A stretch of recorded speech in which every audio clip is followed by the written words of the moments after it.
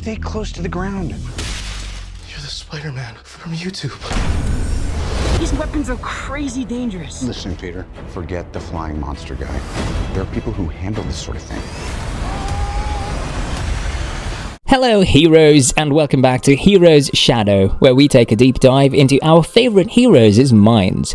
If you're new around here, buckle up, because today's adventure is about the red masked guy.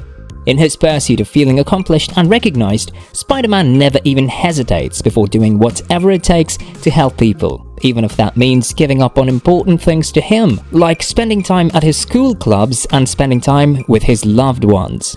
But in Homecoming, his biggest challenge is not to stay away from trouble or defeating FBI wanted criminals. Instead, his biggest quest, and the only thing he feared, is to save the day as the friendly neighborhood Peter Parker.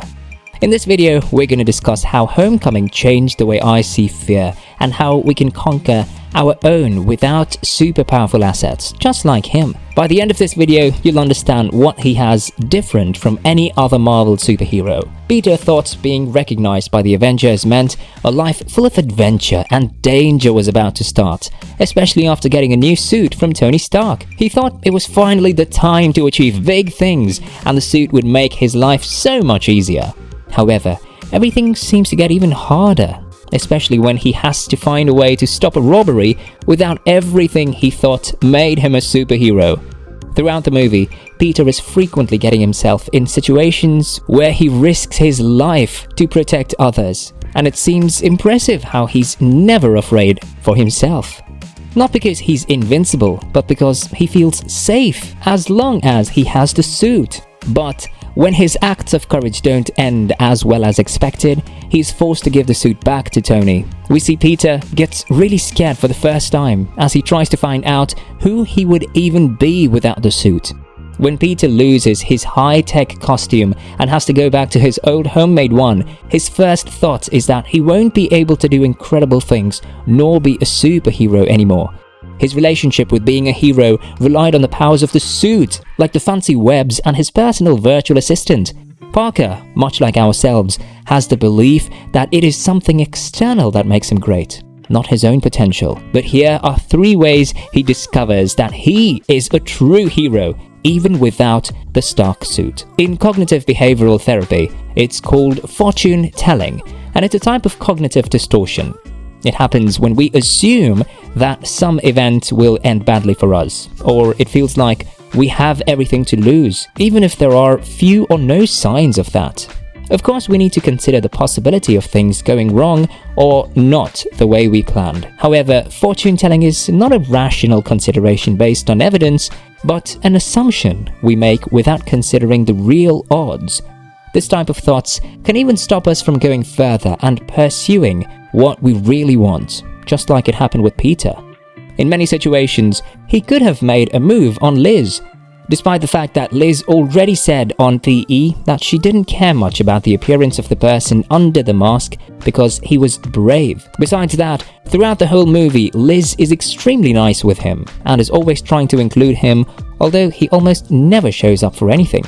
But Peter is spiraling in his own insecurity, so he notices none of that. Whenever we assume something, it's more likely that we do exactly like Peter. However, Peter's heart and determination is truly tested the moment he loses his suit. When people's lives are at stake, he really decides who is right in the face of fear. That's when he takes a step back and realizes that maybe, just maybe, she likes him a little bit. Or at least doesn't hate him for standing her up so many times. One way or another, he sees he has a chance. Just like Peter did, the CBT has some techniques to help us take a few steps back and see beyond our own fortune telling as well. What is the evidence for and against your prediction? It's important to examine the evidence for each option, and most importantly, the quality of that evidence. From the top of your head, you may be able to come up with lots of reasons to support the fortune telling.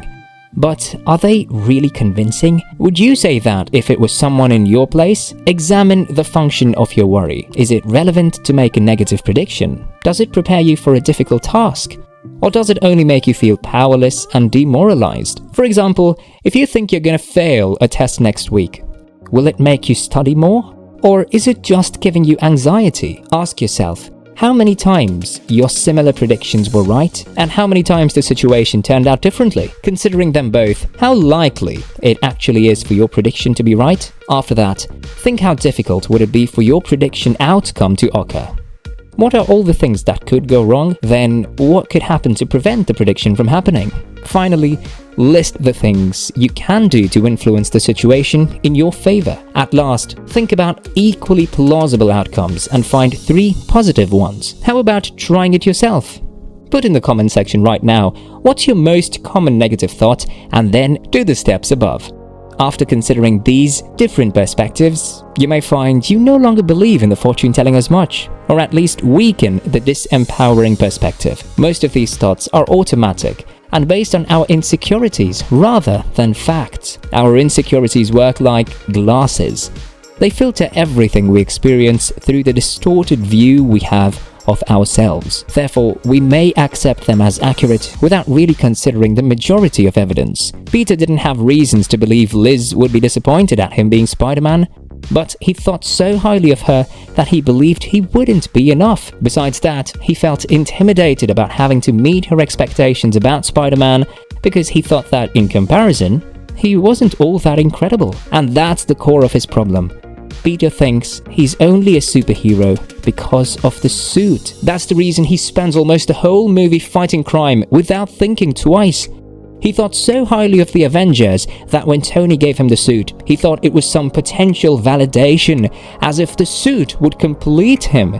As if what he needed to be a true superhero was a fancy suit. And that perception only shifts when he no longer has the suit, since it acted pretty much like a deus ex machina, the plot device to come up with unlikely or even impossible events in hopeless situations only for the story to have a happy ending. What he didn't see, though, is that Tony's special assets didn't work when he most needed them. In the most desperate moments, he saved the day and fixed the problem, being just Peter Parker. Every time he was in danger, it wasn't the suit that saved him, but his own intelligence and fast thinking. Peter didn't need a fancy costume, because he had been saving people way before that. He started as a boy wearing a red mask, and that was how he caught the Avengers' attention. It was never about a boy flying off rooftops hanging from spiderwebs, but about the boy who didn't think twice before helping anyone, from the girl he liked to an old lady crossing the street. And that's what makes him a superhero. If you haven't already subscribed to our channel, please hit subscribe and hit the bell so you won't miss our next week's video. If you know other ways to stop your own cycle of negative thoughts, feel free to share them in the comments. That way, we can all try them and find out what works best for us, so they don't hold us back.